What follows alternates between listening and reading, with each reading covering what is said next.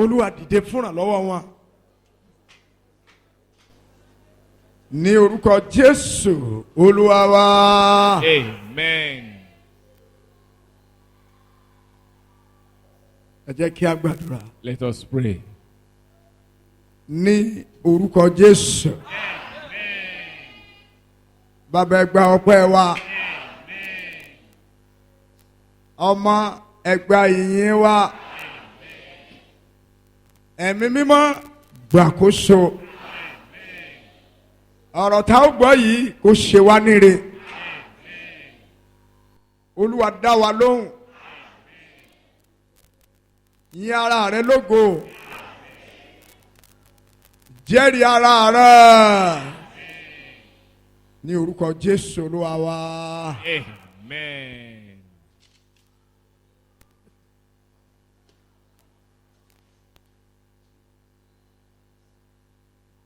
Ìdánilẹ́kọ̀ọ́ tí ó wà níwájú wa fún ètò tí òní yìí. The lecture we have for today's program Ó ní ìdè èṣù. is the bondage of the devil. Gbogbo ènìyàn tó wà níbí lónìí. Everybody here present today, Ọlọ́run á mú ọ jáde nínú ìdè èṣù. God will take you out from the bondage of the devil. Kí ni ìdè èṣù? What then is the bondage of the devil? Ìdè èṣù. The bondage of the devil Ó jẹ́ ohun tó burú púpọ̀ fún ènìyàn láti ní ìrírí ẹ̀ láyé. is somebody utterly bad for man to experience on earth. Bó ṣe burú tó yẹn, As bad as it is, tó ìdè èṣù yẹn bó ṣe burú tó, the bondage of the devil, as bad as it is, ó wà lára ohun pàtàkì kan tí Jésù wáyé wá ṣe. is one of the important tasks that Jesus came to the world to accomplish. Ó dẹ̀ wu Ọlọ́run nínú ọkàn rẹ̀ And is pleasing to God in his mind. láti tipasẹ̀ Jésù tú ènìyàn sílẹ̀ kúrò nínú That ìdè. through Jesus, man should be set free from bondage.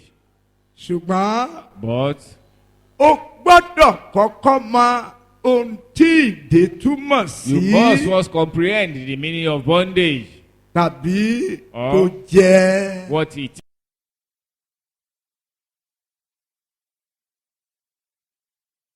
Amen. The book of First John 1 John. 3:8. Johannu kìíní orí kẹta ẹsẹ̀ ìkẹjọ. Ẹ jẹ́ kí a gbọ́ ohun tó wí. Let's listen to the scripture. Yes.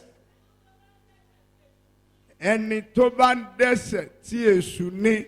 That sin is nítorí Yes. láti àtètèkọ́ṣe ni èṣù ti ń dẹ́ṣẹ̀. Yes. Nítorí èyí ni ọmọ Ọlọ́run ṣe farahàn kí ó lè pa iṣẹ́ èṣù run. Ẹ ṣe.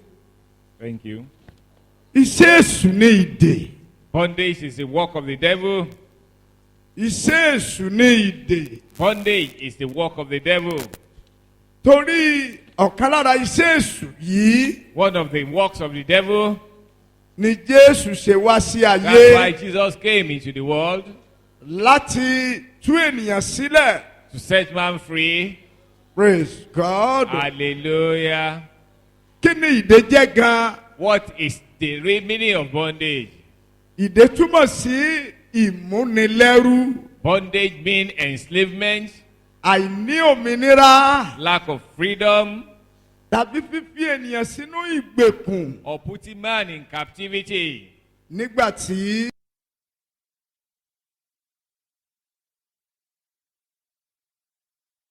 ìmúnilẹ́rú. When deliverance means taking out away from enslavement. Bí ẹ ti gbọ́ lẹ́ẹ̀kan pé As you heard it out to that, ìdè jẹ́ ìmúnilẹ́rú. bondage is enslavement. Bíbọ́ kúrò nínú ìgbèkùn tàbí gbígba òmìnira. Setting free from bondage or receiving liberty. Ìdáǹdè nìyẹn. That is deliverance. Tí ìdáǹdè bá dé fún ènìyàn, If man should receive setting free or ènìyàn ó deliverance, bọ́ kúrò nínú ìgbèkùn. man will be free from bondage. Ènìyàn ó bọ́ kúrò nínú ìmúnilẹ́rú. Man will be free from enslavement. Ènìyàn jáde kúrò nínú ìhámọ́ tẹ̀sù fi sí. Man will come out of the captivity that the devil has put him or her. Oríṣi ìdè mélòó ló wà? How many types of bondage do we have? Ẹ̀yin ènìyàn Ọlọ́run, People of God, ẹ gbọ́ o. listen. Ìdè pín sí onírúurú.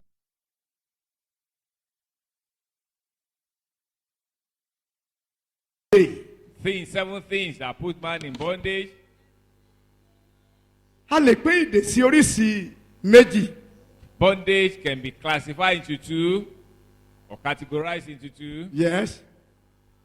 Èyí tí ṣe ìdè nípa tara àti nípa ti ẹ̀mí. Physical and spiritual bondage. Méjèèjì yìí ni ènìyàn sì gbọ́dọ̀ gba ìdáǹdè kúrò nínú Man rẹ̀. should receive certain freedom from these two sets of bondages. Nítorí wípé Because gbogbo ìdè tó bá tiẹ̀ ń gbọ́ láyé téèyàn wà nínú ẹ̀. all form of bondages you have for now that man is in, Èṣù ni atọ́kùn rẹ̀. devil is the author. Òun ló ń sọ ènìyàn sínú ìdè kí Is the ìdè one that téèyàn puts bá man bára in ẹ̀. bondage. Whatever bondage man should meet him or herself. Lẹ́sẹ̀ kàálẹ̀ kan báyìí pé. That's why we read it the other time that Torí èyí ni Jésù ṣe farahàn láti pa iṣẹ́ èṣù run. Jesus manifested to destroy the work of the devil. Amen. Amen. Amen. Amen. Ẹ máa gbọ́ o. Listen. Orísun ìdè tàbí ẹni tó dé ènìyàn. The source of bondage or the person that puts man into bondage. Mo sọ fún ilé ẹ̀kan pé So read that too that a lè pín sí méjì. we can categorize it into two, Ṣùgbọ́n but àwọn méje ló ń sọ ènìyàn sínú ìdè. 7 personality puts man into bondage.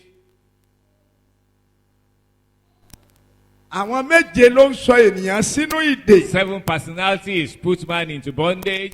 Nígbà tí a pín ìdè sí méjì. While we can categorize bondage into two, Tèṣù orísun. that's the devil, which is the author. Ara orísun. Physical, which is the one of the type of bondages. Gbogbo nǹkan wọ̀nyí la ó gbé yẹ̀wò nínú ìdánilẹ́kọ̀ọ́ yìí. In this lecture, we are going to consider all these things. Nígbà tẹ́ wàá gbọ́ méje nínú ètò ń sọ ènìyàn sínú ìdè. When I will mention 7 personalities that puts man into bondage, Láàárín àwọn orísun méjì yìí, out of these 2 sources, èṣù wà lára. Èṣù jẹ́ ọ̀kan lára méje tó ń sọ ènìyàn sínú ìdè. devil is one of the 7 personalities that put man into bondage. Kò sí ẹnìkan There's tó wà nobody láyé that is on earth tí kò sáláì ní ìrírí ohun tá à ń pè ní ìdè. that will not but experience what we refer to as bondage. Ṣùgbọ́n a dúpẹ́ lọ́wọ́ Ọlọ́run But we ẹni thank tó fi God. Kristi fún wa He that gave unto us Christ láti yọ olúkúlùkù ènìyàn tó bá jẹ́ tiẹ̀ kúrò nínú to ìdè. deliver all being that belongs to him from bondage. Èṣù The devil àti àwọn ẹ̀mí òkùnkùn. and the spirit of darkness, Àwọn ní ẹni àkọ́kọ́ tí ń sọ ènìyàn sínú they are ìdè. the first set of personalities that put man in bondage.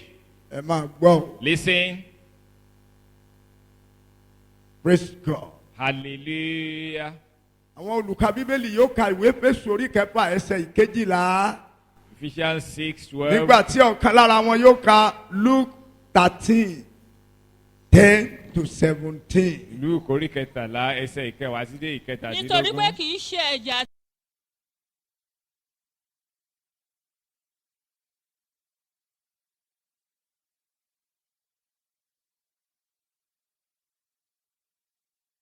àwọn aláṣẹ bíi òkùnkùn ayé yìí Yes. àti àwọn ẹ̀mí búburú ní ojú ọ̀run. Yes. Ọyẹ wò. Because Àwọn yẹn ní agbára those groups are powerful láti sọ ènìyàn sínú ìdè. to put man in bondage. Iṣẹ́ tí wọ́n nìyẹn. That's their task. Èṣù ọ̀gá wọn. Devil, their master, Òun ni orísun ìdè. is the source of bondage, Òun sì wá sí ayé and he came to the world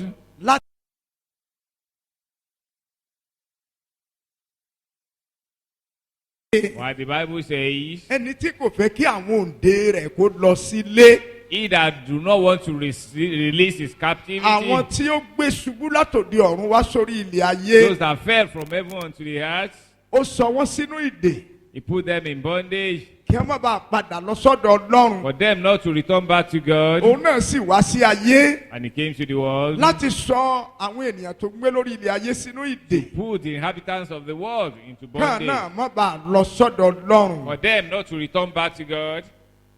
Ẹ tẹ́tí sílẹ̀ nínú ìdánilẹ́kọ̀ọ́ yìí. Listen in this lecture. Kí ni ìwé Àìsáyà wí 14:17? Book of Prophet Isaiah, orí kẹrìnlá iṣẹ́ ìkẹtàdínlógún. Yes, tí ó sọ ayé dàbí aginjù yes, tí ó sì pa ìlú rẹ̀ run yes. tí kò dé.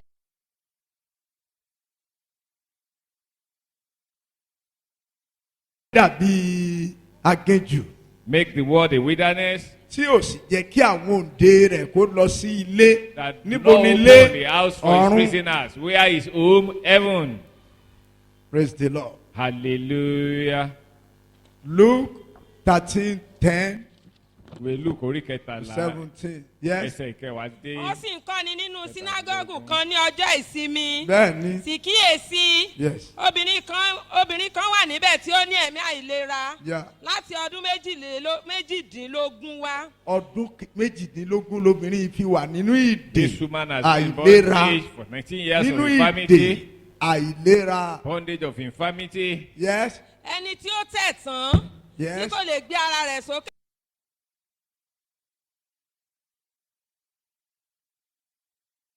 pé obìnrin yìí á tú ọ sílẹ̀ lọ́wọ́ àìlera rẹ̀. Máa gbọ́. ó Listen. sì fi ọwọ́ rẹ̀ lé e lójú kan náà a sì sọ ọ́ di títọ́. Ó ti tó.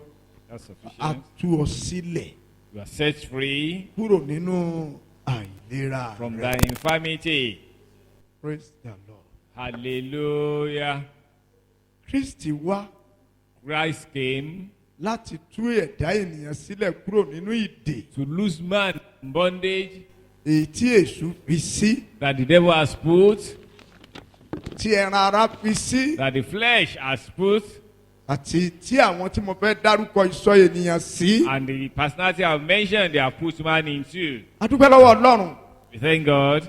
ẹni tó fi Kristi fún wa He that gave Christ unto us láti tú wa sílẹ̀ kúrò nínú ìdè èṣù. to set us free from the bondage of the devil. Amen. Amen. Èṣù àti ẹ̀mí òkùnkùn Devil and the spirit of darkness, wọ́n yára láti tètè dé ènìyàn ní ìgbèkùn. they put man into bondage quickly Torí wọ́n ríran ayé ìju ẹ̀dá ènìyàn lọ. because they have the vision of this world more than human being, Wọ́n sì ti wà ní ayé yìí kí ènìyàn tó dáyé. and they precede man to the earth's surface. Ẹnì kẹta, The top personality, ẹ̀ṣẹ̀. sin. Ẹ̀ṣẹ̀ máa ń sílẹ̀kùn sílẹ̀ fún ènìyàn láti wọnú ìdè lọ ní iṣẹ́ tiẹ̀ Open nìyẹn. door for man to enter into bondage. That's the work of sin. Ẹ̀ṣẹ̀ Sin, téèyàn bá ti dá, if you commit it, no, téèyàn bá ti tọwọ́ bọ̀ báyìí if you put your hand into it, tó sì ṣubú sínú ẹ̀, and you fall therein, á sílẹ̀kùn sílẹ̀ fún ènìyàn it will open door before man láti wọnú ìdè èṣù lọ. to enter into the bondage of the devil. Nínú ohun gbogbo tó yára láti tètè sọ ènìyàn sínú ìdè láyé, In things that quickly put man in bondage, ẹ̀ṣẹ̀ jẹ́ nọmba 3 sin rank as the third, nígbà tí èṣù jẹ́ nọmba 1, while the devil rank as the first, nígbà tí ẹ̀mí òkùnkùn jẹ́ nọmba 2, and the spirit of darkness ranks nígbà number tí 2. ẹ̀ṣẹ̀ jẹ́ nọmba 3. Sin ranked the third. Ẹ jẹ́ kí a gbọ́ ohun tó jáde lẹ́nu Jésù Olúwa Let's listen to the pronouncements of Jesus our Lord lórí ọkùnrin alárùn ẹ̀gbá nì concerning the man that will ask nínú ìwé Máàkù in the book of St. Mark, orí ìkejì chapter 2, ẹsẹ̀ ìkíní títí dé ìkejì. verse 1 through 2. Ìwé Máàkù Book of St. Mark, orí ìkejì chapter 2, ẹsẹ̀ ìkíní títí dé ìkejì. nígbà tí ó sì wọ kápánámù lọ Yes. lẹ́yìn ijọ́ mélòó kan Bẹ́ẹ̀. kíkàn yìí ká pé ó wà nínú ilé lójú kan náà ọ̀pọ̀ ènìyàn sì péjọ tó bẹ́ẹ̀.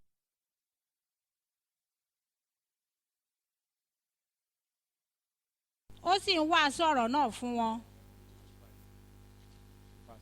wọ́n sì wá sọ́dọ̀ rẹ̀ wọ́n gbé ẹnìkan tí ó lé ẹ̀gbà tọ́ wá Yes. ẹni tí mẹ́rin gbé nígbà tí wọn kò sì lè súnmọ́ ọ nítorí ọ̀pọ̀ ènìyàn wọ́n sì ṣí òrùlé ilé níbi tí ó gbé wà nígbà tí wọ́n sì dà á lù tán wọ́n sọ àkéte náà kalẹ̀ Yes. nígbà tí wọ́n sì dà á lù tán wọ́n sọ àkéte náà kalẹ̀ lórí èyí tí ẹlẹ́gbà náà dùbúlẹ̀ nígbà tí Jésù rí ìgbàgbọ́ wọn ó wí fún ẹlẹ́gbà náà pé ọmọ adarí ẹ̀ṣẹ̀ rẹ jì ọ́. Ṣàtìrì.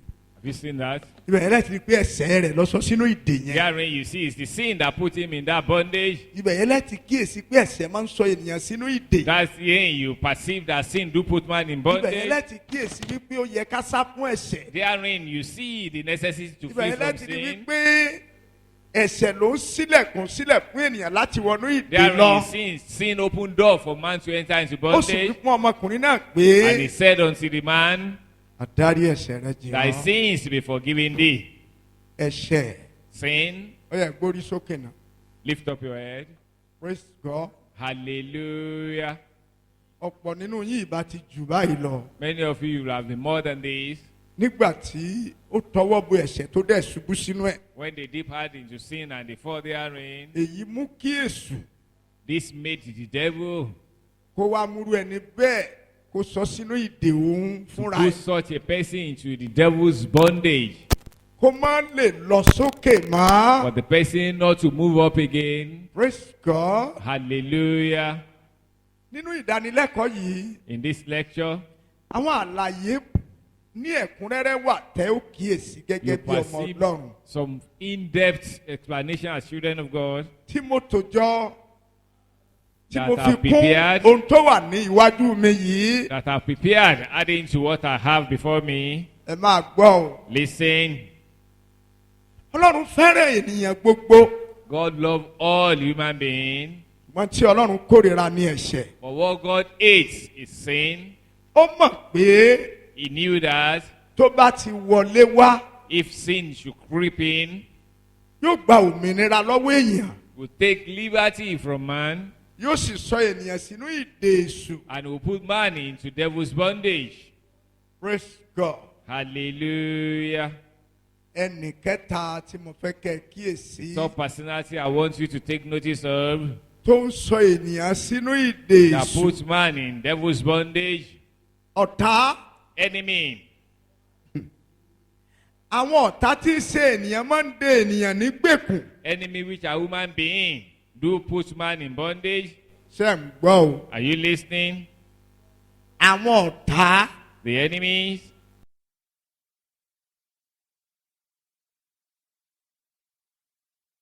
In Ẹ ṣe. Bàkúkú báyìí pé tí à ń pè ní ènìyàn. that we refer to as human being. Nígbà tí Bíbélì wí pé What the Bible says. ará ilé èèyàn lé ọ̀tá ẹ̀. A man's household are his enemies. We can't dispute it. A lè jiyàn lórí ẹ o. Ará ilé rẹ ní ọ̀tá rẹ. The members of your household are your enemies. Ọyá ẹ wo òkè o. Look up. Ẹ jọ̀ọ́ níbi tí mo dé yìí. At this point, please. Nínú ìdánilẹ́kọ̀ọ́ tí mo dé yìí. In today's teaching, at this point, Ẹni bá mọ̀ pé Kìrìsìtẹ́nì ló ní tòótọ́. if you know you are truly a Christian,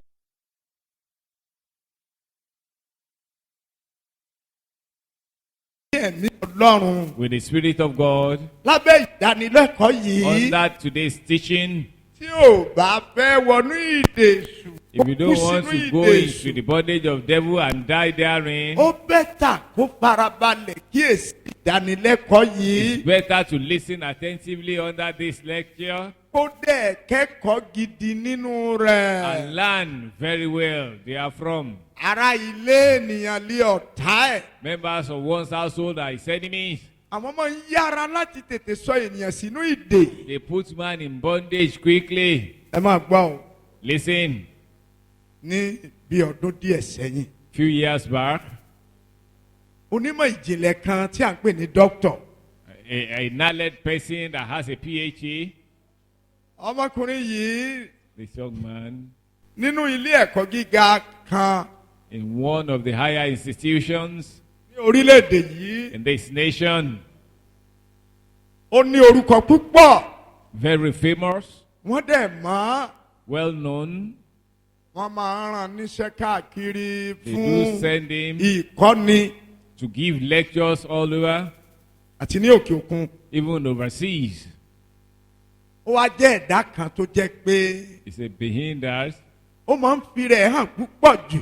He likes to show off himself. Mọ́tò tó bá gbé lọ sí ilé wọn lénìí, òun kọ́ ló máa gbé lọ lọ́la. He takes different types of vehicles to his family house. Dókítà yìí This PhD holder ó jẹ́ ọ̀rẹ́ fún àbúrò mi kan tí à ń pè ní Dr. Àyàntúnjí. is a friend to a brother of mine by that name. Màmá Àyàntúnjí náà wà níbí láàárọ̀ yìí, òun náà mọ dókítà náà. There's a sister here. The doctor is known to her. Dókítà yìí ó jẹ́ ọ̀rẹ́ iṣẹ́ ìránṣẹ́ yìí nígbà tó wà láyé. When he was alive, he was a friend to this ministry. Ọlọ́run dẹ̀ kẹ́ níwọ̀n bá láàrin gbogbo àwọn ọmọ bàbá àti àwọn ọmọ ìyá ẹ̀. Among his siblings, God bless him. A máa lọ lé bàbá ẹ̀ nígbà gbogbo. Every time he visits his father's house, Nílé ìyá ẹ̀ nígbà visits gbogbo. his mother's house every time, Màá wá wọ́ọ̀nù ẹ̀. I will give him warning. Dókítà, Doctor, dókítà, ṣọ́ra Olúwa ní kó yẹra nílé bàbá rẹ̀. Jẹ́ kí be ìyá rẹ̀ àti careful. bàbá rẹ̀ máa God rí says ọ. you should not visit your family home. Ládùúgbò Let them come yìí to and ọ̀tá see pọ̀ you. fún ọ. You have many enemies in the neighborhood. Ìgbà tá a sì wà ń bẹ̀yìn àjọ ń bọ̀ ní ká tó kó When we débi. are over there, we were together before we moved to this place. Ẹ̀yin ènìyàn mi, My people, kò sí ní tẹ́nìkan fẹ́ ṣe, kò sí ní tọ́ta ó There's ṣe, nothing anybody can kò do, sí ní there's táwọn nothing the enemy ẹ̀ can ẹ má bá do. mi sọ yẹn. Wọ́n ní Don't má tell me that. lọ gbá má lọ àwo. I should not go here, I should not go there. Àbí tí ìbá ṣe wòlíì Ọlọ́run ló sọ. Unless it's not the prophet of God that made the pronouncements. Àbí tí ìbá ṣe ẹ̀mí wòlíì ló sọ. Unless not the spirit of the prophet that says it. Wòlíì ti sọ tiẹ̀ fún un. Prophet has made his pronouncement. Ọmọ jẹjẹlé nínú ilé wọn ló sọ dókítà yìí sínú ìdùbúlẹ̀ A àìsàn. young person in that family put this doctor in Ó fi on sínú sickness, ìdè àìsàn. put him in bondage of sickness, Wọ́n gbé lọ sí hospital. was taken to the hospital. Láti bẹ̀ wọ́n transfer rẹ̀ lọ sí UCH. Therefrom, he was taken to college Mo hospital. gbàdúrà. I prayed and prayed. Dókítà yìí jáde láyé. He passed on. Ọmọbìnrin yìí bá ké wá sókè níbí. This young lady, she cried, Bàbá coming yẹn to her fẹ́ gbà mí ẹ office. tú mi lẹ̀. Daddy, please. Ẹ̀jẹ̀ dókítà Set ló me ń tọ̀ free. mẹ́tò òun. It's the blood of doctor Mo ní that's kí ló dé? tormenting Ṣé her. ìwọ lọ pa ni ó lòun ló I ń said, pa? are you the one that killed him? She said, yes. Kí ló dé?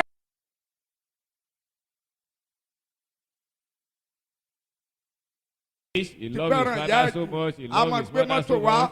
A He máa bring wá. cars, he A will máa come, ṣe. he will Inú do ẹ̀ wá this. bí àwọn nínú And they ẹgbẹ́. annoyed Làwọn against bá him in the pa court. á. That's why they killed him. Ẹ̀yin ènìyàn mi, My people, dókítà dọmọ mẹ́rin lẹ̀ lọ. he left 4 children behind. Ọ̀tá ilé nìyẹn o. That is enemy from the Tí household. Bíbélì bá pé ọ̀tá ìdílé wà, ẹ gbà When the ọ̀tá Bible ìdílé recognized wà. that there is household enemy, agreed that they are. Àwọn tí ọ̀tá ìdílé máa ń ṣe nìyí. These are the work of household enemy. Tí ẹ bá rí i pé òun lọ sókè báyìí, wọ́n á dẹ̀ mú ọ wálẹ̀ When they ṣì. see you rising Nígbà up, tí they will bring ìgbéraga you rẹ̀ bá down. pọ̀ tí wọ́n gan ò wọ́rì. When you are proud, they are not bothered. Ọmọbìnrin yìí ní This young lady said, wọ́n ti lè fira wọn hàn jù. he Wọ́n- lied.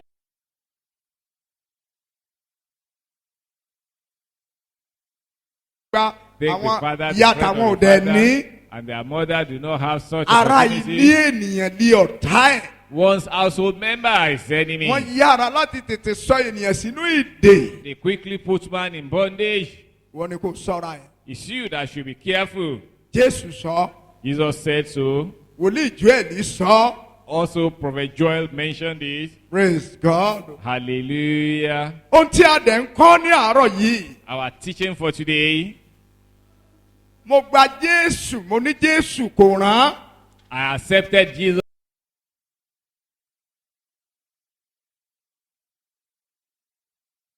mo gba Jésù sẹ́. I accepted Jesus. mo ní Jésù. I have Jesus. mo ń lọ chọ́ọ̀chì. I attend church. ẹ gbàgbé ní tí wọ́n ń kọ́ wa yẹn kò mí Ọlọ́run bẹ pẹ̀lú mi. Teaching. God is with. kò rán o. Does not solve the problem. àfi kò gbọ́ràn. Other than for you to be obedient. Praise God. Hallelujah. ọ̀tá. Enemy. kí ni Bíbélì wí? What does the Bible say? lórí ọkùnrin tí ọ̀tá mú yìí. Concerning this man that was taken over by the enemy. Act 12:1-5. Ṣé apostoli orí kejìlá ẹsẹ̀ ìkéde ìkarùn-ún. ní àkókò ìgbà náà ni Hẹ́rọ́dù ọba sì náwó rẹ̀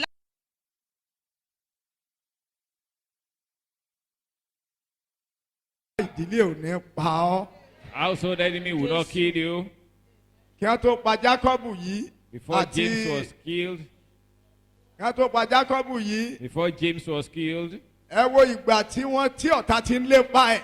Consider the time the enemy has been pursuing. Yes. nígbà tí ó sì rí i pé ó dùn mọ́ àwọn Júù Yeah. ó náwó mú Pétérù pẹ̀lú Uh-huh. ó sì jẹ́ ìgbà ọjọ́ àìwúkàrà Yeah. nígbà tí ó sì mú un ó fi sínú túbú ó fi lé àwọn ẹ̀ṣọ́ mẹ́rin ìdè wo ló fi sí yẹn o. What bondage did you put him? ẹ sọ̀rọ̀ o. You are not responding.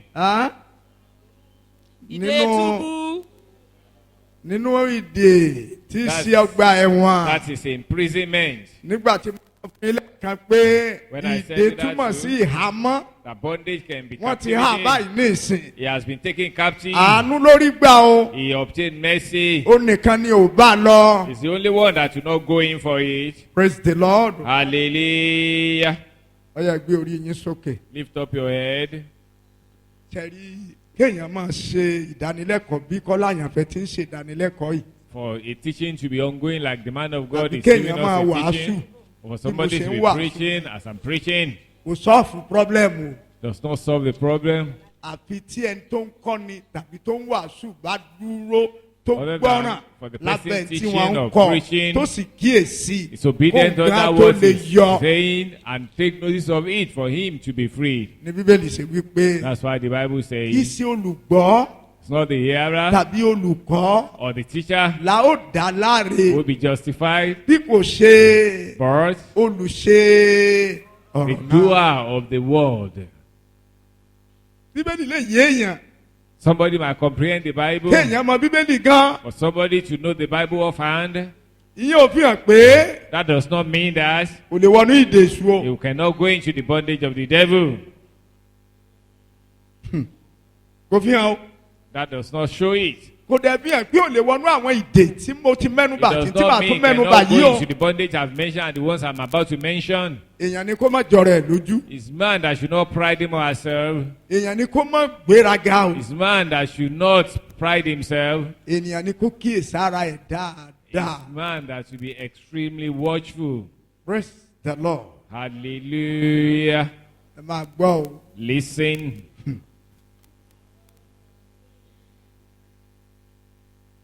ẹnì karùn-ún The fifth personality.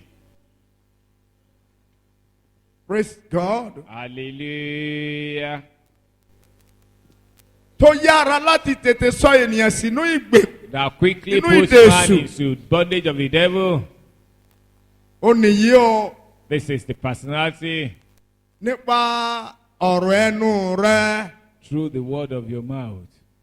Praise God. Hallelujah. ẹ jọ̀ọ́ ẹ dákun ẹ pàtẹ́wọ́ fún Jésù tẹ́ bá Clap wà. offering for Jesus if you are alive.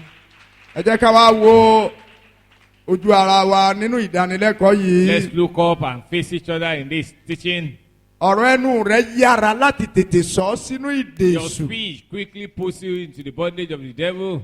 nígbà tí Bíbélì wí pé What the Bible says. tí a bá fi ọ̀rọ̀ ẹnu rẹ mú If you ọ. are taken by your words, ó ní ìwọ kò ṣe kíni o. it means Ìwọ that kò you are gbọ́n. not wise.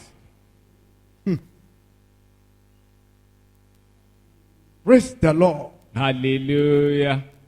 ṣe Ọlọ́run tó fún wa ní ọ̀rọ̀ God that granted us the word tó sì fún wa ní ahọ́n. and that created the tongue. Tó fún wa láti fi sọ̀rọ̀ wa sínú ìdè èṣù ni. He didn't give them to us to put ourselves into the body Kò of the fún wa devil. láti fi sọ̀rọ̀ wa sínú ìdè No, he èṣù. did not give us because of that. Ó ní ká lò ó He intended that we should use them fún un tó dáa ni. for good purposes. Ṣùgbọ́n ó ń sọ ẹlòmíì sínú ìdè But èṣù. he put some people into the bondage of the devil. Nígbà tó bá sọ ẹlòmíì sínú ìdè When he èṣù put some tán. people into the bondage of the devil, Nípa bẹ́ẹ̀ ẹlòmíì á sì gbabẹ̀ jáde láyé lójijì. therefrom some people depart the world suddenly. Ẹ̀gbọ́n nípa ti Mikali. Listen about Micah, Ọmọbìnrin Sọ́ọ̀lù ọba. the daughter of Saul the king. Ọmọbìnrin yìí This lady, ẹnu rẹ̀ bẹ̀rẹ̀ sí ní ré ewére wèrè sí ẹni àmúrò Olúwa Dávidi. started talking ill unto the anointed of God, Láàrin David, gbogbo àwọn obìnrin, among all women. ó rí rẹ̀ bí ẹni pé òun ló ń lè sọ̀rọ̀ jù. She saw herself as the most outspoken, most vocal, Ló bá sọ̀rọ̀ sí ìránṣẹ́ Ọlọ́run. and she talked against the servant of God. Ó dẹ̀ yàgàn tó fi kú. And she was barren even till death. Ọ̀rọ̀ ẹnu rẹ̀ ló sọ sínú ìdè àìrọ́mọbí It's tó her speech jáde that láyé. put her to the bondage of inability to give birth as she departed the world. Ẹnikẹ́ni tí ó bá wà níbí tó pe rẹ̀ ní Kìrìsìtẹ́nì Whoever is here nítòótọ́ regarding to himself or herself as true Christian, nípa ọ̀rọ̀ ẹnu rẹ̀ through your speech, tó o bá ti lè sọ̀rọ̀ jù if you are a talkative, tí ò síbi tó o ti lè sọ̀rọ̀. and there is no place you don't speak, Kò sọ̀rọ̀ tí ò lè jáde lẹ́nu there ẹ. is no word you cannot pronounce, Kò dẹ̀ sẹ́ni tó o lè confront. and there is nobody you can confront. Jẹ́ kí n sọ.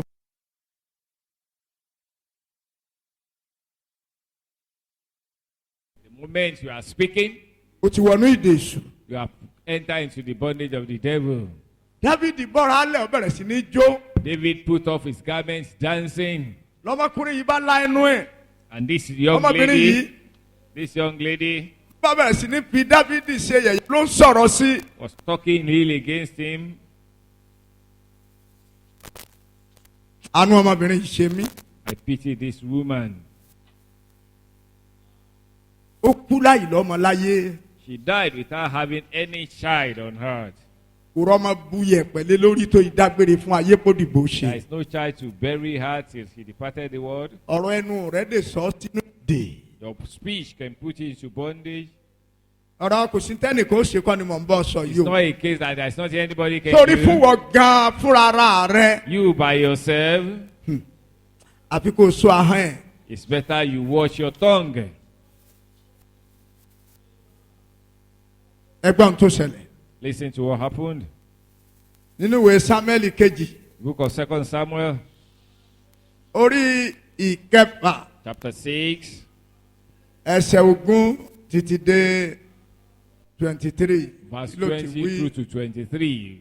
What does it say? dáfídì sì yí padà láti súre fún àwọn ará ilé rẹ̀. Yes, míkáélì ọmọbìnrin sọ́ọ̀lù sì jáde láti wá pàdé dáfídì. bẹ́ẹ̀ni. ó sì wí pé bí ó ti ṣe ohun ògo tó lónìí fún ọba ísírẹ́lì tí ó bọ́ ara rẹ̀ sílẹ̀ lónìí lójú àwọn ìránṣẹ́bìnrin àwọn ìránṣẹ́ rẹ̀ gẹ́gẹ́ bí ọ̀kan nínú àwọn ènìyàn asán tí bọ́ra rẹ̀ sílẹ̀. Ṣerú ọ̀rọ̀ bẹ́ẹ̀ yẹn yẹ kó máa jáde Is she supposed to utter such statements lẹ́nu obìnrin sí ìránṣẹ́ Ọlọ́run. from a woman to the servant of God? Àbí bẹ́ẹ̀ kọ́ ni. Ó ń wò pé ṣe bọ́kọ mi ni. Consider it his Ẹ̀yin tí husband. ọkọ yín jẹ́ ìránṣẹ́ Ọlọ́run tẹ́ ẹ̀ mọ ọ̀rọ̀ tẹ́lẹ̀. Ẹ kàn You lè that your sọ̀rọ̀ sí ìránṣẹ́ husband Ọlọ́run. is servant of God, you don't know what to say to servant of God. Ẹlòmíà kàn sọ̀rọ̀ burúkú sí pásítọ̀. Some will just utter bad things unto the pastor. Ẹlòmíà sọ̀rọ̀ tí ọ̀dà sẹ́ni àmúrò Olúwa. Some will talk ill thing against the anointed of God. Ìránṣẹ́ Ọlọ́run yẹn lè má gbọ̀ngbà náà. The servant of God might not hear it at that time. Ṣùgbọ́n Ọlọ́run ọ̀rọ̀ gbọ́ ọ̀rọ̀ tó ń But sọ the sí God ẹni of àmúrò God rẹ̀. heard what you are saying against his Ọlọ́run ọ̀rọ̀ anointed. gbogbo ọ̀rọ̀ ni ó wàá The ṣèdájọ́ word rẹ̀ of fọ́rọ̀ God tó over tẹnu rẹ̀ all jáde word yẹn. will judge you concerning the word you have pronounced from your mouth. Hi. A sì sọ sínú ìdè èṣù. And he will put it to the bondage of the devil. Níbo mo ti rógun yìí? Where did that come about this Kí ni wà problem?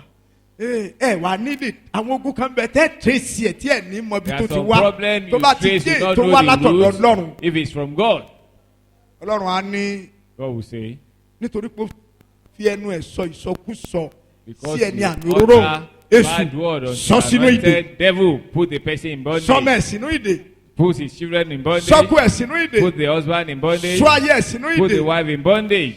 kò sọ ọ́ ní kámpù lánàá At the campground, I mentioned it ọlọ́run tí mo yesterday. láìkì láyé yìí Said those I like in the world, làwọn tí kì í bá sábà máa sọ̀rọ̀ those who don't often àwọn tó bá speak, ti lè sọ̀rọ̀ jù mí ìgbà tí wọ́n those who talk excessively, I don't agree with them. tó jẹ́ pé kò síbi tí mo lè sọ̀rọ̀ gbúà gbúà There is no ní place ìgbà I tí wọ́n àwọn don't èèyàn bẹ́ẹ̀ o speak.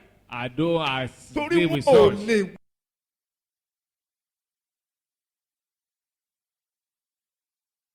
wọ́n wọnú ìdè èṣù They quickly go into the bondage of the devil, yóò sì rọ èṣù lọ́rùn láti fìyà jẹ wọ́n. and it will be easy for the devil to punish them. ẹ wo n ti fi dávidi ẹni àmúrò olúwa wé. Consider what is comparing David, the anointed of God, with. níwájú pẹpẹ ni mo ti ń sọ̀rọ̀ yìí I'm speaking on the altar. mi ò la inú mi láyé sọ̀rọ̀ tí ò da sí ìránṣẹ́ ọlọ́run. I've never opened my mouth to say kí n something tó ill gbàgbọ́ against the àtìgbà tí anointed mo of gbàgbọ́ God. tẹ́ bá ti ní ìránṣẹ́ Even ọlọ́run before I lélẹ́yìí. believe and after I believe, if somebody is ó wà regarded bẹ́ẹ̀ kò by sí servants bẹ́ẹ̀ of wọn ò ní God, lánàá mi sọ̀rọ̀ whether the òdì. person is there or not, torí I won't talk ìyà ó dé ill. ìdè ó dé. Because ó wà ó suffering will gbọ́ kò gbọ́ come, ìdè ó bondage dé. will come. Whether early or later, bondage will come. ẹ gbọ́ ni ó ní má fi ọwọ́ kẹ́ni àmúrò mi Touch not my anointing. má sì ṣe ṣe wòlíì mi ní ibi. Suffer my prophet no harm. praise the lord. Hallelujah. ẹ jọ ẹ̀yin ọmọ ọlọ́run tẹ́ wà Children lábẹ́ of God here ìdánilẹ́kọ̀ọ́ yìí. present under this teaching. Ẹ ṣọ́ra fún ọ̀rọ̀ ẹnu yín kó má sọ yín sínú ìdè èṣù. Please be watchful of your speech for you not to put you into the bondage of the devil. tó bá fi ọ sínú ìdè If èṣù you put you in the bondage tàbí of the tó bá wọnú devil, ìdè èṣù nípa or ọ̀rọ̀ enter ẹnu into the ẹ̀ bondage of the devil through your speech, o lè má jáde ńbẹ̀ tó ikú. you might not get there out till death. o lè má bọ̀ ńbẹ̀ tó You ìdágbére might fáyé. not be free therefrom till you depart this world. ọlọ́gbọ́n The wise one, ọlọ́gbọ́n ènìyàn a wise person, wọ́n máa ń ronú kí wọ́n tó sọ̀rọ̀. they think before they speak. aṣèrè kì í ronú yóò kàn máa tú dalẹ̀ náà. Fools do not think, they will just continue to ó talk. dẹ̀ yára fún aṣèrè tó bá ti lè sọ̀rọ̀ láti wọnú ìdè èṣù lọ. The fool is easy for them to enter into the bondage of devil. praise the lord. Hallelujah. yes. dáfídì sì wí fún míkálì pé yeah. níwájú olúwa ni ẹni tí ó yàn mí fẹ́ ju bàbá rẹ lọ àti ju gbogbo ìdílé rẹ lọ láti fi èmi ṣe olórí àwọn ènìyàn olúwa àní lórí ísírẹ́lì èmi ó ṣìré níwájú olúwa èmi ó sì tún rẹ ara mi sílẹ̀ jù bẹ́ẹ̀ lọ Yes. èmi ó sì ṣe aláìní lójú ara mi Yes. àti lójú àwọn ìránṣẹ́bìnrin wọn ní tí ìwọ wí lọ́dọ̀ wọn náà ni èmi ó sì ní ògo míkáélì ọmọbìnrin sọ́ọ̀lù kò sì bí ọmọ títí ó fi di ọjọ́ ikú rẹ̀. praise God. Hallelujah. praise God. Hallelujah. praise God. Hallelujah. ṣé o fẹ́ kí ọlọ́run á dòfà rẹ fún èṣù. Do you Kó wish sọ that God sínú should hand ìdè you over to the devil to put you in bondage? tó ò ní bọ́m̀bẹ̀ tó ikú. That you will not be set free until death? tó o bá fẹ́ If you don't wish that, mind your speech. mọ irú gbólóhùn tó ń pè jáde o. mọ̀mọ́ yára sọ̀rọ̀ mọ́. Do not be quick to speak. kọ́ ṣàhán rẹ Caution your tongue torí ìdè èṣù. because of the bondage of the devil. ìdè èṣù má bímọ tí ikú. The bondage of the devil not have a child till death. lọ̀rọ̀ ẹnu Míkálì tí That's what the spirit of mankind ó put her gbó into. ó dàgbà. She grew old, kò sì lọ́mọ tó jáde láyé. but she did not have any child. She departed the world. tẹlomi lè má jẹ yẹn. It might not be the case for another. ọlọ́run lè wá fẹlòmíì sínú ìdè àìsàn tí ọmọ wò tí èkú. God tí might màá put mẹ́nu some bá people bí in the nìsín. bondage of sickness that they will be on even till death. tẹ́ bá ti pè yẹn ràn sí ọlọ́run. Somebody is referred to as a servant of God. wo wájú sáà máa ṣe Look báyìí. up. Just be quiet. tẹ́ bá ti ń sọ̀rọ̀ rẹ̀ sáà They talk dákẹ́. about him, just keep mute. ọlọ́run ní máa ń ṣèdájọ́ àwọn ìránṣẹ́ rẹ̀ kì í ṣe èèyàn. It's God that judges his servant, not man. o ò lè dádájọ́ wọn ṣe. You cannot judge them. gbogbo ọ̀rọ̀ wọn iwájú bàbá tó rán wọn ló ṣe kíni ló wà. Their case is before the Father that sends them. Praise the Lord. Hallelujah. ọ̀rọ̀ ẹnu ń sọ ènìyàn sínú ìdè èṣù ṣọ́ra. Please, you put man in bondage of the devil. Please be careful. ṣọ́ra. Please be careful.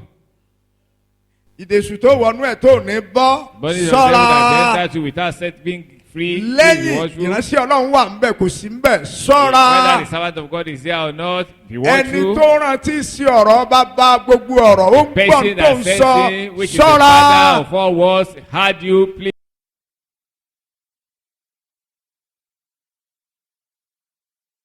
Bẹ́ẹ̀ Of tó Micah, ikú. the daughter of Saul, that entered to the body of the devil that did not set free till death.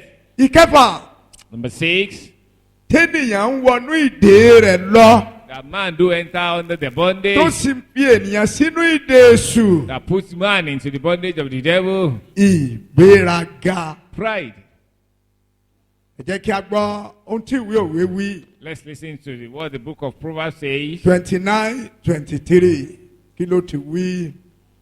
Òwe orí kọkàndínlọ́gbọ̀n. ìgbéraga Pride ó yára láti tètè sọ ènìyàn sínú ìdè èṣù. quickly puts man into the bondage of the devil. ẹni bá dẹ̀ ń gbéraga And whosoever is proud, wọn kì í sábà mọ̀ pa wọ́n gbéraga. they don't normally recognize the fact that they pride themselves. ọyẹ wòkè Look up. ntẹ́fìdẹ́ ní tó ń gbéraga mọ̀ rèé o. This is why you recognize a proud person nínú ìwà rẹ̀ in their character, nínú ìṣe rẹ̀. in their attitude.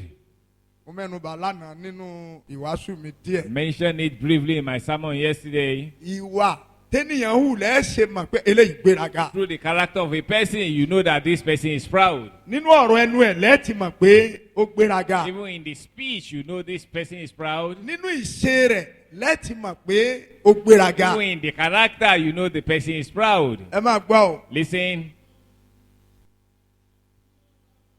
ọ̀rọ̀ ẹnu nígbà mìíràn máa ń fi agbéraga hàn. speech do reveal somebody who is proud Ani, at times. don't you know that I'm the GO of Christ Revelation Ministry? So, mà pé I'm bí mo here. ti dá sílẹ̀ iṣẹ́ ìránṣẹ́ I'm ni here, mo o. wà ń bí o, And I'm going mo sì ń lọ báyìí. because you don't give me my recognition. Nítorí pé ẹ ṣe fún mi ní ọ̀wọ̀ tó yẹ mí. I'm going back to my destination. Mo ń padà lọ síbi tí mo gbé wá o. I've told you that I'm the GO of Christ Revelation Mo sọ Ministry. fún yín pé mi lò dá sílẹ̀ iṣẹ́ ìránṣẹ́ Christ Revelation. You should recognize me. Ó di dandan kẹ́ ẹ fún mi lọ́wọ́ mi. That is pride. Ìgbéraga nìyí. That is pride. Ìgbéraga ló ń jẹ́ bẹ́ẹ̀. Kò dìgbà tó o bá fi rẹ̀ hàn. It's not until you reveal Kí á yourself tó mọ irú èèyàn tó o jẹ́. before they recognize Gbàgbéraga máa you. ń fẹ́ kí á tètè mọ òun. For a proud person, want people to recognize them Mo dẹ̀ quickly. sọ lánàá báyìí I pé mentioned it yesterday that mi kì í fẹ́ kéèyàn dá mi mọ̀. I don't even always want people to know what I am. Mi kì í fẹ́. I don't normally wish it. Tó o bá ti ń fẹ́ kí á mọ̀ ọ́ If you want people to recognize nínú you ọ̀rọ̀ ẹnu ẹ, through your speech, ìṣe rẹ, through your deeds, ìwà rẹ, through your behavior, agbéraga ni ọ́. you are proud. Ìgbéraga tún ní fífọ́nu. Another attribute of a proud person is boasting. Fífọ́nu. Boasting. Mo ní ìgbà kan, Have an attitude. ìyàwó mi gan wà bí ó My lè wife is there testify sí. present. She can testify to it. Tí mo bá fẹ́ travel, If I want to travel, màá discuss pẹ̀lú ẹ̀. I will discuss with her. Ẹnìkan kan lè má gbọ́ mọ́. Ẹnìkan kan lè má gbọ́ mọ́. No other person might know about it again. Praise God. Hallelujah. Mo sọ fún ọ ìyàwó mi kádìjọ máa pray ni o. That's all. Told you for us to pray together. That's it. Ẹ tó tún lè mọ ojú bàbá nínú Olúwa lọ. The only other person is the Kí Father ẹ in lè the fi Lord. àdúrà ràn wá lọ. That they can lọ́wọ́. assist us in Tọ́rọ́ prayer. lè má bọ̀ sí mọ́ tí mo bá ti fọ́nu. Because it might not be possible again if I have boasted about it. Mo fẹ́ lọ sí Jamaica. Gbogbo ayé ti mọ̀. I want Ó to go lè to dán kó Jamaica. látàkó. Known to the whole Ìfọ́nu world. nìyẹn. You might get there and have some Jẹ́jẹ́ mọ̀ yìí pé antagonist. mo fẹ́ ra. Don't Mo you know fẹ́ I ra want to plane. buy? Mo fẹ́ ra plane. A plane. Plane tí mo dẹ̀ fẹ́ rà sí irú And the ti plane I want to Pastor buy Kínní now, kan ni. Is that Ó like dẹ̀ that of máa Pastor dé lọ́túnla. So-so-so? ibi His tó sọ sí saliva yẹn is ló 3 days wọlẹ̀ time. sí. The minute you mention it, it ends there. Ìfanu nìyẹn. That's boasting, Ìgbéraga sí ni. and that is pride. Ìwọ àti ìyàwó ẹni ẹ discuss àti olúwa àti bàbá ní Together olúwa with your wife, kó lè the gbàdúrà Lord, bàbá and ní your olúwa father tí in ò the bá Lord. láṣìírí gan má Even a discuss father in pẹ̀lú the Lord ẹ̀. that do not keep secret, don't discuss with such. Praise God. Hallelujah. Àwọn ìwà ìgbéraga ni mò ń sọ fún yín yìí I'm o. telling you the attributes of pride. Ẹni bá ti gbéraga tàbí tó ń gbéraga Whosoever is proud or exhibits pride, bàbá rẹ̀ ní Nebukadnesari, the father is Nebuchadnezzar, grandpa rẹ̀ ní Èṣù. and his grandfather is the devil. Torí Èṣù ló kọ́kọ́ gbéraga lóde The ọ̀run. devil was the first individual to pride Nípa himself in ìwà rẹ̀ heaven àti ìṣe àti ìfọ́nú through ẹ̀. his act, his attitude, and Ó his ní èmi ó boasting. gbé ìtẹ́ mi ga ju ti Ọlọ́run He lọ. said, I will lift up my throne above that Yóò of sì God, dàbí Ọlọ́run ọ̀gá and I will ògo. be like the most glorious God. Ẹ wo tó fara hàn bẹ́ẹ̀ yẹn. These are the things that manifested there. Ìfọ́nu. Boasting. Ẹ wo tó fara hàn bẹ́ẹ̀ yẹn. Another thing that manifests there Ọ̀rọ̀ ẹnu rẹ̀ is word of the speech. ó di méjì. Number 2. Ẹ wo tó fara hàn ní ọ̀rọ̀ rẹ̀ bẹ́ẹ̀ yẹn. Another thing that manifested there, Èmi ó dàbí. I will be like Ó ní ambition tó tayọ. excessive ambition. Kò sì débẹ̀ tá a fi lé kúrò lọ́run wá sórí I ìdí cannot ayé. attain it. It was driven from heaven to the heart surface. Má jẹ́ kí ọkàn rẹ tọ́kàn ẹ bá ti.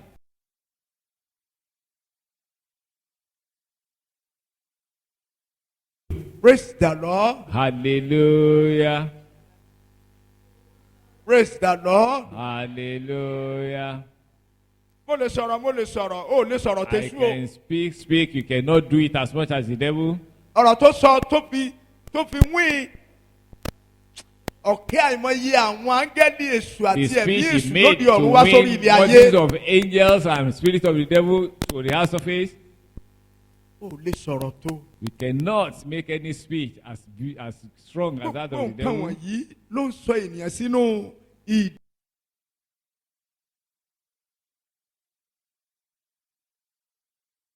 God. Hallelujah. Ṣé ẹ rí mo sọ̀rọ̀ kan lánàá I mentioned one thing yesterday ní ká at the campground. mo ní agbéraga kì í mọ̀ pé òun gbéraga òótọ́ dẹ̀ ni A proud person do not recognize that they are proud. wọ́n bẹ́ẹ̀ bá ń sọ fún agbéraga pé ń gbéraga mọ̀ ní Even if òun you kẹ̀ tell them that òun they are kẹ̀ proud, they will say ọmọ No. ìyá kan náà lẹ́ni tó bá ti lè sọ̀rọ̀ jù àti agbéraga a talkative and a proud person, they yóò are bá wí siblings. báyìí pé That's a Yoruba saying ó that kọ́ says tá a sọmọ ẹni inú ẹni ní gbé. you have to keep secrets of things you intend to do. Yes. Inú ẹni ní gbé. You have to keep secrets of things you intend to do. Praise God. Hallelujah. Àwọn ọmọ wa ò ní ṣìyàn. Our children will not mismarry. Praise the Lord. Hallelujah. N tí mo fi gbàdúrà yẹn ni pé The reason for that prayer point is ẹni bá rí òhò èèyàn lèèyàn máa ń fọ̀rọ̀ ẹ̀ hàn fún ọkọ person ẹ̀ that sees your aya nakedness, ẹ̀ you show your secret to your ẹ jọ husband or pray your wife. papọ̀ That you pray together. ẹ jọ gbàdúrà You pray together yóò dẹ̀ ṣẹ. and it will come to pass. Lábẹ́ àkóso ọ̀rọ̀ tó wí báyìí pé Under the control of the one that says, ohun tí ẹni méjì tàbí mẹ́ta bá dè láyé á ṣe kí ni o. whatever 2 or Àti lọ́run. 3 burn here on earth are burned in Ohun tí heaven. wọ́n bá sì tú ní ayé yìí á And ṣe kí whatever they ni lose here o. on Àtúlọ̀. earth are set free in heaven. Praise the Lord. Hallelujah. Ẹ máa gbọ́ o. Listen. Òwe 29:23 ìwà gbéraga wá You- sọ̀rọ̀ àtòrí tá a fẹ́ kà yìí kó má bàa ṣẹlẹ̀ Proud sí ọ. person, be careful what we want to read for it not to come to pass in your life. 29:23 yes. ìgbéraga ènìyàn ni yóò rẹ̀ ẹ́ sílẹ̀. Ah, ìgbéraga ènìyàn ni yóò rẹ̀ ẹ́ sílẹ̀. ìgbéraga èèyàn A man's pride, ló máa rẹ̀ sílẹ̀. I bring him low. ṣùgbọ́n onírẹ̀lẹ̀ ọkàn ni yóò gba ọlá. Onírẹ̀lẹ̀ ọkàn ni yóò gba ọ̀la. But honor shall be upon the humble. Sẹ́ni tó bá ti gbéraga láyé yìí Whosoever that is proud nínú ọ̀rọ̀ bí mo ti sọ in nínú their ìṣe speech, in their nínú ìwà attitude, in their nínú behavior, ìfọ́nù even in boasting, ó ti ga tó ní ó ṣe wálẹ̀. the way they were taken up, they will be brought down. Á dẹ̀ ti bẹ̀ wọnú ìdè èṣù lọ And ọba therein tán. they will enter into the bondage of the devil, and that concludes. Praise the Lord. Hallelujah. Ọlọ́run yóò gbọ́ àdúrà wa lénìí. God shall answer our prayers today. ìkeje. No, I'm sorry, ìkẹfà. Number 6.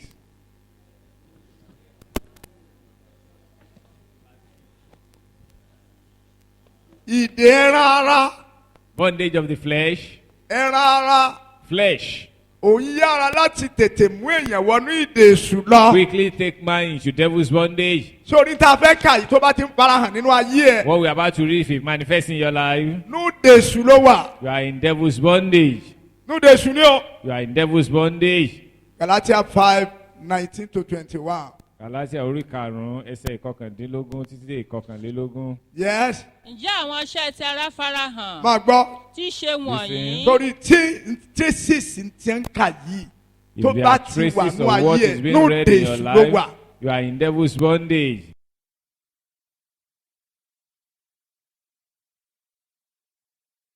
Gbàyàwó yàwó tó ti or you bímọ marry kan another ọmọ person's méjì wife síbí kan that tó wá has given gbà á birth to one ó or tún two lọ children fẹ́ elsewhere nú and you ìdè marry èṣù such ló a wà. person, you are in devil's bondage. Nú ìdè èṣù ló wà. You are in the bondage of the devil. Yes. agbèrè Agbèrè. Fornication, Ìwọ náà mọ̀ tí wọ́n ń pè bẹ́ẹ̀. you know the meaning of that.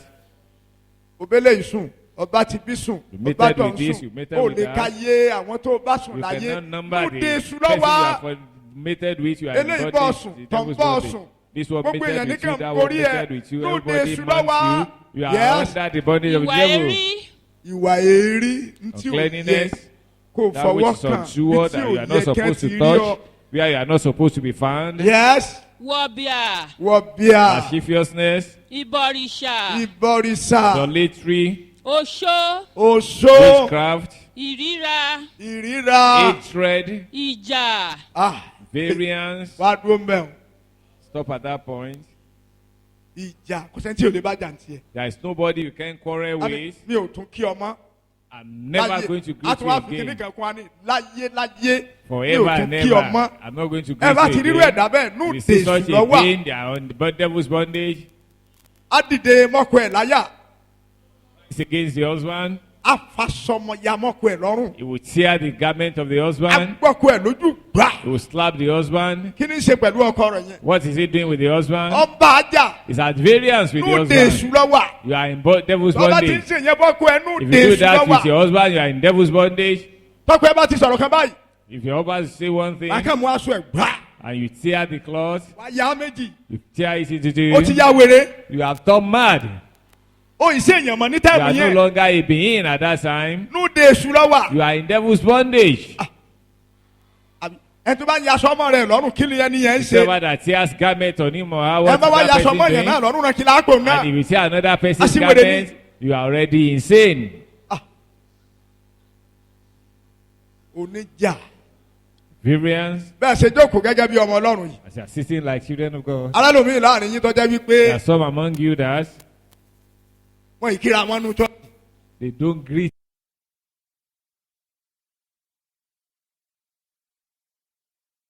Nú Say to dèṣù them, lọ́wọ́. you are under bondage, devil's bondage. Ọ̀sẹ̀ tó wà nú dèṣù tí ó dọ́rùn. There is nobody in devil's bondage that will make heaven. Ẹ wà àwọn ọmọ mi fẹ́ ṣe ń wò mí tán rẹ́rìn. Look at these children. looking Abẹ́ wà at lára you. wọn ní ẹ̀yìn Are you akọrin. part of them, choristers? Ẹ ní síbẹ̀ lórúkọ You will Jésù. not be part of that group in Jesus' name. Tó o bá ti léèyàn tó kì í tó You yàn have lódì. somebody Ọ̀nba that ajá you bear nìyẹn nú malice dèṣù with. lọ́wọ́. You are under devil's bondage. Ìdè ni. It's bondage. Yes. ìlara Ìlara. Praise God. Hallelujah. Praise God. Hallelujah.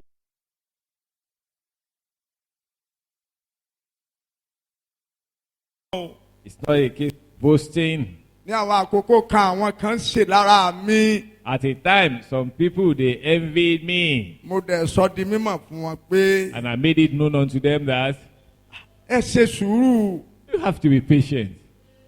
Ọlọ́run ló gbé ń ga. Ọ̀pọ̀ It's yín God kàwé that jù has mí elevated lọ. him. Some of you are more educated than I am. Ọlọ́run ló fi mí ṣaṣáájú It's yín. God that make me your leader. Ogun tá à ń wí ọ̀hún pọ̀. This problem was endemic. Wọ́n ẹgbẹ́ bá ti fẹ́ ṣe mítìn ẹbí, èmi náà ní nọmba one. They want Bá to ṣe do the mítìn ti family ilé bàbá, èmi ní meeting, nọmba one. that of Bá father's ṣe home, ṣe mítìn ilé ìyá, èmi náà nọmba one. that of Bírí mother's jẹ́gẹ́ mo home, ti I will délé come. bàbá, mo ti délé ìyá. myself with the hot nígbà tí wọ́n sọ òkúta bladder, lù mí and when they throw stones at me, tókúta yẹn wá fi mí sínú ìdè tó lágbára. and that stone puts me into a strong bondage.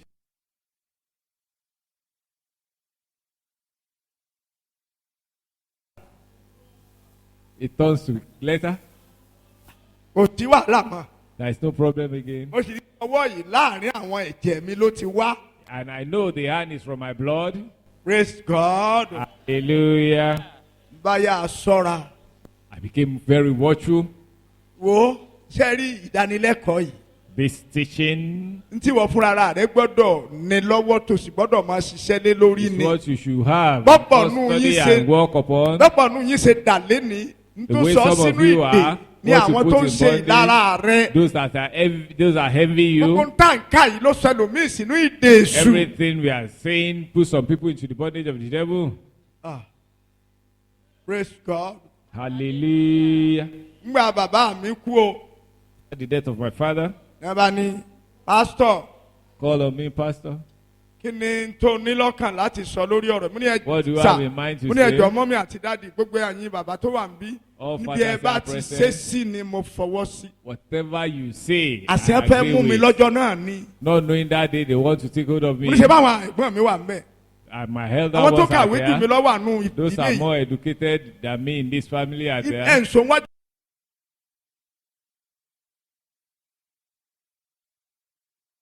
They sọ̀rọ̀ call me back and say, God save you that you not say anything. tọ́ máa sìn. We should have, we shall give you Bíbélì something. tó you wípé ara continue ilé to yẹn ní contend with. ọ̀tá ẹ̀ kò The Bible parọ́. says that the one's household member is the enemy, is no lie.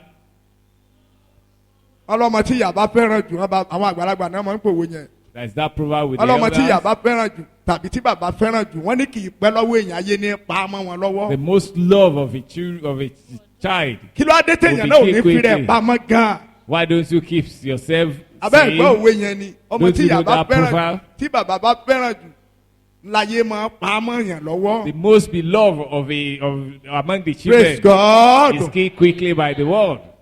mo yá a sá I flee. ṣùgbọ́n wọ́n ti fẹ́ kú tán lé báyìí o.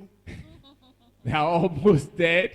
èmi ń bẹ láyé ọ̀pọ̀ ń bẹ ń bojì òkú. I'm alive. Most of them are in the grave. torí mo gbọ́ràn mo ṣe sùúrù níwọ̀n mo ṣàyà báyìí. Because I was Kò sí tí wọ́n obedient, I was ṣe. wọ́n ìbá patient. ti sàǹbalẹ̀ bí They mo kú would sí have olúwa taken òkú note máa of me. tẹ̀síwájú. Even if I die, the work Ajẹ́pẹ́ of ni God will ọlọ́pàá ara ẹ̀. progress. Is that person that killed myself?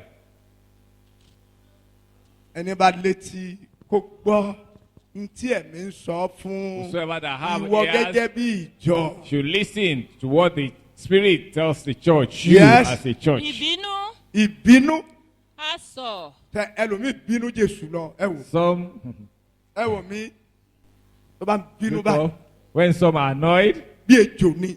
like the snake. Praise God. Hallelujah. Praise God. Hallelujah. mo máa ń sọ fún yín pé ọmọ ìyá kan ṣoṣo mo ní I do tell you, I have only a sibling. n ò ní ju ọmọ ìyá kan ṣoṣo I lọ. don't have more than a sibling. n ò tí ì rí oníbínú ẹ̀ láyé. Never see anybody that is easily annoyed at the person. àyànjú ọ̀rọ̀ kan ó dẹ̀ dáhùn ní. Assaulting ní bá ń bínú an issue. ó ní mi ò tún kí ọmọ ni Said ìwọ I will pásítọ̀. not give you again, you pastor. ọjọ́ màmá mi kú tá à ń sìnkú nílé Today we are burying mother at ló our tó own la inú town. ẹ̀ kí mi o. That was the day she opened her mouth to greet me. nígbà àjòkò wájú ń òfin síwájú ní bá ń sunkún kiri ọmọ burúkú ní máa ń sunkún lọ́jọ́ òkú òbí ẹ̀. sọlé èbó òní ó ti yé wa. ara mi mo sọ̀rọ̀ sí nígbà bá wá ń sọ̀rọ̀ sẹ́lómi àníyà ẹ̀yin máa ń sọ̀rọ̀ sí yẹn tára tèmi That's ni mo talking sọ̀hún against kí ni myself. mo bí I'm yín nú talking gan. about myself. Why are you annoyed when I talk about you? ní wọ́n á sunkún ebo orí ń jọ náà bó rí pásítọ̀ ọmọ bọ̀bọ̀ tí fẹ́ kún sòkú ó bínú Jésù lọ lọ́mọ ìyá mi ọ̀ She's wrought even. tínú bá ń bí báyìí ó lè má dá sí ọ lọ́jọ́ mẹ́wàá If ẹ she's tó bá ti annoyed, nírú she ẹ̀mí cannot yẹn talk with you for 10 days. Anybody ọ who's wà such nínú a ìdè spirit èṣù is under the bondage of the tínú bá ń devil. bí tí ò ní dá sí ọ Whatever if she's Irú wọn ò lè annoyed and will dọ́run. not talk with you, such cannot ẹran ara make them. nìyẹn That is Ìdèṣù sí carnality. ní. That's the attitude of the devil. Kọ́ máa bínú kó má dà sí yàn. For you to be annoyed and not to Ẹ tí ò talk bá to ti lè another ṣe person. sọ́ọ̀rì fún yàn láyé yìí. Anybody that cannot say sorry to another person Inú ìdèṣù lọ́wọ́. is under the bondage of the devil. Táìpì tó ń bínú yẹn kò lè bọ́ lọ́n sọ̀rọ̀ kan náà ń gbọ́. The time is annoyed cannot talk with God and God listen. Praise God. Hallelujah. Obìnrin tó bá ń bínú sọ́kọ ẹ̀ nú ìdèṣù lọ́wọ́. Any wife that is annoyed with the Ọmọ husband tó is bá ń under bínú the sí bàbá ẹ̀ devil. nú ìdèṣù Any child that is lọ́wọ́. annoyed Ọkọ with tí his bá ń bínú father, sí ayé ẹ̀ nú any ìdèṣù husband lọ́wọ́. that is annoyed with the wife is under the bondage of the devil. Òṣìṣẹ́ tó wà nú ìdèṣù tó máa dọ́run. There is nobody in devil's body that will make heaven. Ọmọ ìyá tèmi yẹ wá wò. This is my sibling. Láti bí a tún ti sìnkú ìyá mi tán. Since the day we did the burial ceremony, Ntọ́ wá bá mi ojú pé the only other thing she came gbogbo for property ìyá òun kó lọ. that all the property of the mother Ó ní she's máa taking kó. it away. I said, take them away. Yorùbá wípé agbójúlógún fi rẹ̀ fó sì ta. Máa kó lọ kí ni wọ́n ṣe. Take all away. There is nothing I want to use them Tí ò for. nídìí ní jolòsì lójú. Nothing is something with the poor. Ẹ́? Ṣé mo fẹ́ rorò á dáa fún ọba Solówó Aké? Ó ní ṣé mo fẹ́ rorò ni kí ni wọ́n fi rò ó sí? Ìyàwó mi ò sì ní rò sọ.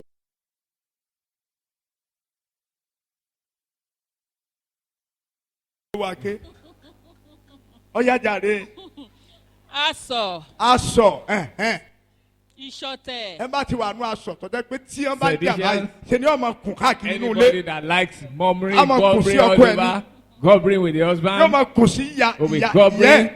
with the Yóò máa kùn sí parents, bàbá ẹ̀. will be gobbling Yóò máa kùn against sí the ìyàwó parents, will be ẹ̀. gobbling against the Èmi ẹjọ́ wife. kò sí lónìí ni olóòbùkú olóòsì kò ní dà fún ọ òsì ló ṣe ẹ tó ń gorí ẹ̀ nù dèṣù ló You wà. are under devil's bondage. Ó lè dọ̀run. You cannot make heaven. Yes. ìṣọ̀tẹ̀ Ìṣọ̀tẹ̀ àdámọ̀ àdámọ̀ àrankàn àrán kan ìpànìyàn ìpànìyàn ìmutípara ìmutípara. ìrédè òru.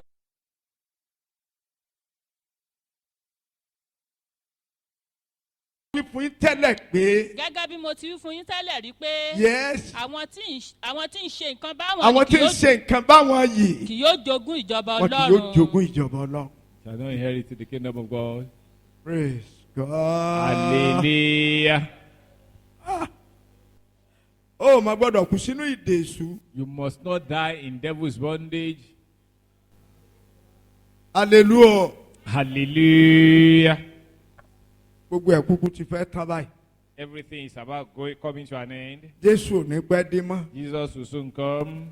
Bí mo ṣe sọ fún yín ní bí ọ̀sẹ̀ méjì sẹ́yìn. Like I Bí mentioned fèrè about 2 báyìí weeks dún ago. láwọ̀ ọ̀sán mọ̀. If the trump shall sound in the sky, Ẹ bá wà ní ìdè èṣù kò ní gbọ́ ohùn Jésù. whoever that is under the bondage of them will not hear the sound. Àfi kó o má sí nínú gbogbo tá à ń sọ látàárọ̀ yìí. It's only for you not to be in everything we've been enumerating. Ó ní since. dààmú o. You will not be troubled. Praise God. Hallelujah.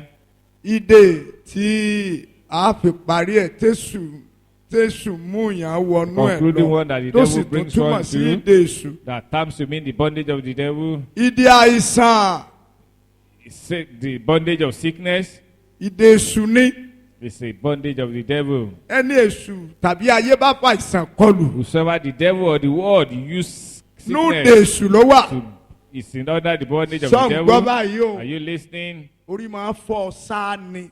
You always Inú experience máa ń rún ọ headache. sáà ni. You always experience stomachache. Ó gbádùn rí nígbà kankan. You are never at peace at any Láàárọ̀ time. orí fífọ́ ni. Headache in the morning, Lọ́sàn-án orí fífọ́ ni. afternoon headache. Lálẹ́ orí fífọ́ Even ni. at night is headache. Ó rórun sùn nígbà kan rí. There is no time you sleep. Ìfúnpá rẹ̀ gíga ni sá. Your blood pressure is always high. Ìdè inú ìdè èṣù ló You wà. are under the bondage of the devil. Inú ìdè èṣù ni. It's the bondage of the devil. Ó di jẹ́ ọba gbé àwòsàn kó tó bọ́ kúrò nú ẹ̀. Until the day you receive healing, you'll be set free. Ètò tún wá tẹ̀lé Another one, àìgbọràn. disobedience, Tinú mi ni màá ṣe. hard-headedness. Irú wọn wà láàrin wa yìí o. Such are among us. Tí wàásù bá ń lọ á ní tàbí tí ìdánilẹ́kọ̀ọ́ bá ń lọ á ní. When sermon or teaching is ongoing, Á sọ tiẹ̀ kì í ṣe tèmi ní sọ. the pastor is saying his own, not mine. Èmi ọmọ tí Bíbélì wí. You know what the Bible says? Praise God. Hallelujah. Kí ni Bíbélì wí tó mọ̀? What does the Bible say that you know? Kí ló mọ̀ gan-an? What is it that you know? Praise the Lord. Hallelujah. Oh, ní dààmú. You not be troubled. Praise the Lord. Hallelujah. Ọ̀nà àbáyọ kúrò nínú ìdè tí a mẹ́nubà lónìí yìí tí í ṣe ìdè èṣù. The way out of the bondage we mentioned, that is devil's Ọ̀nà àbáyọ bondage. kan ṣoṣo tó ní ni Jésù. The only way out is Jesus. Olólè fún ọ ní ìdáǹdè kúrò nínú He's ìdè the only gbogbo. one that can set you free from all bondages. Praise the Lord. Hallelujah. Ìbá ṣe dé tẹ̀mí, Whether that's of the spiritual bondage ìbá ṣe ìdè tara. or carnal bondage. Ẹ jẹ́ kí a ka ẹsẹ̀ Bíbélì yìí. Let's read this Bible verse. Isaiah 61, 1-3. Isaiah 61. Ìwé wòlíì Àìsáyà orí kọkànléní 1 to 3. ọgọ́ta ẹsẹ̀ ìkíní dé ìkẹta. Ẹ jẹ́ agbọ́n tó wí. Let's listen to the ẹ̀mí scripture. olúwa ọlọ́run ń bẹ lára mi Yes, nítorí olúwa ti fi àmì òróró yàn mí bẹ́ẹ̀ni. láti wàásù ìrere fún àwọn òtòṣì Yes, ó sì rán mi láti ṣe àwòtán àwọn oníròbìnú jẹ́ ọkàn yes, láti kéde ìdásílẹ̀ fún àwọn ìgbèkùn yes, àti ìṣísílẹ̀ túbú fún àwọn òǹdè yeah. láti kéde ọdún ìtẹ́wọ́gbò olúwa Bẹ́ẹ̀ni. àti ọjọ́ ẹ̀san ọlọ́run wa. Yóò ti tó. That's sufficient. Ẹ ka Luke 4:18.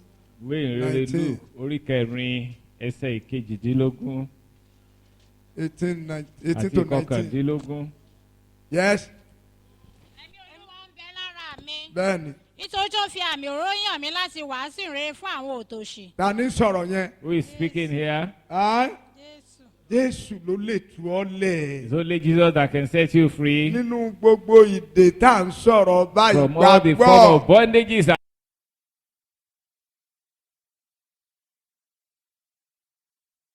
Ààrẹ fún. Surrender yourself unto Him, Yóò sì dára fún ọ. and it shall be well with you.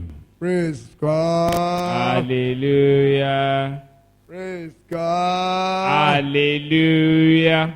Roman 10:13. Ìwé Róòmù orí kẹwàá ẹsẹ̀ ìkẹtàlá. Roman 10:13. Ìwé Róòmù orí kẹwàá ẹsẹ̀ ìkẹtàlá. nítorí ẹnikẹ́ni tí ó bá ṣàpè orúkọ olúwa Yes, la ó gbàlà. bẹ́ẹ̀ni. Tó tọ́ bá ti pe orúkọ Olúwa If you call the name of the Lord nínú gbogbo ìdè yìí in pátá, all these form of bondages, ọba lè ké pe orúkọ when you Olúwa, call on the name of the Lord, ó dá lójú pé Ọlọ́run ó I have gbà. the assurance that God shall deliver you. Joel 2:32. Roman 10:13. Roman 10:13. Joel 2:32. Ìwé Joel orí kejì ẹsẹ̀ ìkẹtàléní Kí ló- ọgbọ̀n. yóò sì ṣe ẹnikẹ́ni tí ó bá ké pe orúkọ olúwa ni ó gbàlà Bẹ́ẹ̀ni, nítorí ní òkè Síónì àti ní Jerusalem ni ìgbàlà yóò gbé wà ní Bí ìgbàlà Olú- yóò gbé wá. Yes, yóò gbé wá yóò gbé wà yóò gbé wá. Yes, bẹ́ẹ̀ ni bí olúwa ti wí yes. àní nínú àwọn ìyókù tí olúwa yóò pè Ó yẹ tún pé bòmí o. Yes. Roman 10:13. Àti- Okay, Joel 2:32. Kí ló ti wí? Wọ́n ti kà. Àpẹẹrẹ ìdáǹdè. Example of Àwọn tí a dá deliverance, nídè. those that were set free. Number 1, Àkọ́kọ́, Lot. Lot Àdáǹdè nígbà tí wàhálà dé was set free when problem ensued ní Sódómù àti Gòmárà. in the land of Sodom and Gomorrah. Mósè. Moses Àdáǹdè. was set free. Praise God. Hallelujah. Nígbà tí wọ́n pinnu láti pa á When they proposed to kill him, ní ìgbà ọmọ ọwọ́. when he was a Ọlọ́run dẹ̀ baby, ṣiṣẹ́ ìdáǹdè àti ìgbàlà fún un. and God wrought the work of deliverance and set him Dávidi free from Ọlọ́run him. dáǹdè. David, God set him free. Nígbà tí Sọ́ọ̀lù pinnu láti gbẹ̀mí ẹ̀. When Saul proposed to take his life, Dáníẹ́lì Ọlọ́run dáǹdè. Daniel was set free Nínú òkìnnìún. in the lion's den. Ọlọ́run ni ìdáǹdè rẹ lónìí. God is your deliverance Ọlọ́run náà yóò sì today, dá ọ nídè. and God shall set you free. Ọlọ́run dá àwọn àpọ́stélì nídè. God set the apostles free.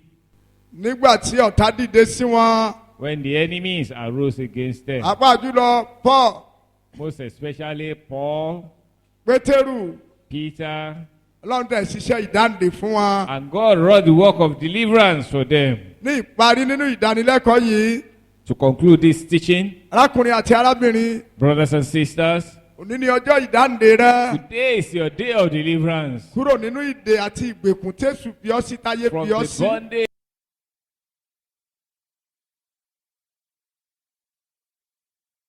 How it is. Ọlọ́run tó láti gbà ọ́. God is more than sufficient to deliver you. wá Jésù rí lénìí.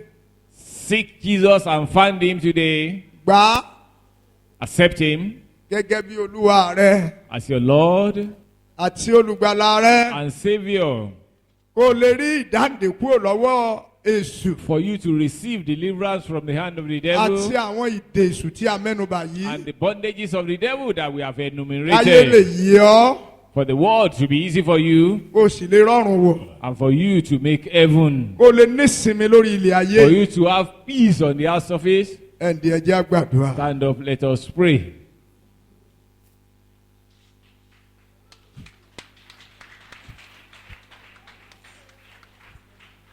Praise God. Hallelujah. Amen. Amen. ọ̀dọ́rùn. You shall make heaven, èmi náà ó dọ̀rùn. and I will make heaven as well.